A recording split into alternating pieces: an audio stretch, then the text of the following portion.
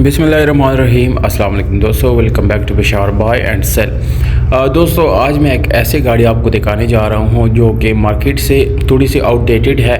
आपको लगेगा कि ये आउटडेटेड गाड़ी है, पर अगर दूसरी गाड़ियों के साथ इसको कंपेयर किया जाए तो इसमें आपको हज़ार दर्जे बेहतर फीचर्स मिलते हैं, ज़्यादा ऑप्शंस आपको मिलते हैं। पर पाकिस्तान में अच्छी गाड़ियों की बिल्कुल भी वैल्यू नहीं होती, बल्कि लोग गधा गाड़ी पसंद करते हैं। ऐसे गाड़ी जो पसंद करते हैं जो ज़्यादा मजबूत हो या कोई इसमें कोई एक्स्ट्रा फीचर या इस तरह की कोई चीज़ हो तो वो बिल्कुल भी लाइक नहीं करते, बल्कि पाकिस्तानी उसको रिजेक्ट कर देते हैं। तो ये जो गाड़ी है एक जापानी गाड़ी है, फुल ऑटोमेटिक है दोस्तों। फुल ऑटोमेटिक मीन यानी हर तरह से ये ऑटोमेटिक है और पावर्ड भी आपको मिलती है। LCD, back camera, sound system इसमें ऑलरेडी मौजूद है।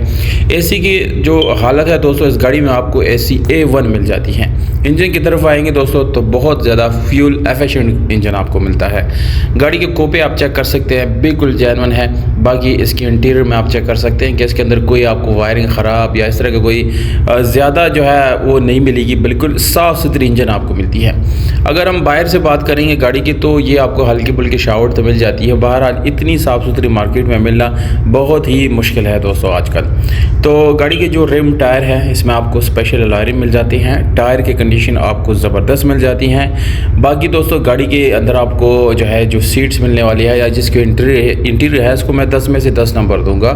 और सीलों के लिहाज से अगर बात करूँगा तो ये सील टू सील गाड़ी है, 100% ओरिजिनल सीलों में है। CNG आप इस्तेमाल कर सकते हैं, इसके अंदर एडजस्ट आप कर सकते हैं, वो ऐसा कोई इशू नहीं है। बाकी पेट्रोल आप थ्रू आउट इसमें यूज़ कर सकते हैं, कोई प्रॉब्लम नहीं है। डॉक्यूमेंट वगैरह की बात की जाए दोस्तों तो वो आप खुद अपने तौर पे वेरीफाई कर सकते हैं, ऑप्शन आपके साथ मौजूद होता है। तो आप जो है वो अपने तौर पे ज़रूर वेरीफाई करें, इसको किसी और के ऊपर ना छोड़े, ये आपकी ज़िम्मेदारी है। हमारा काम सिर्फ और सिर्फ आपको इन्फॉर्मेशन देना है और इन्फॉर्मेशन के बाद अमली काम आपने खुद करना है, खुद जाके चेक करना है, एक साइज से चेक करना है और ऑनलाइन भी आप इसको वेरीफाई कर सकते हैं। शुक्रिया, वस्सलाम।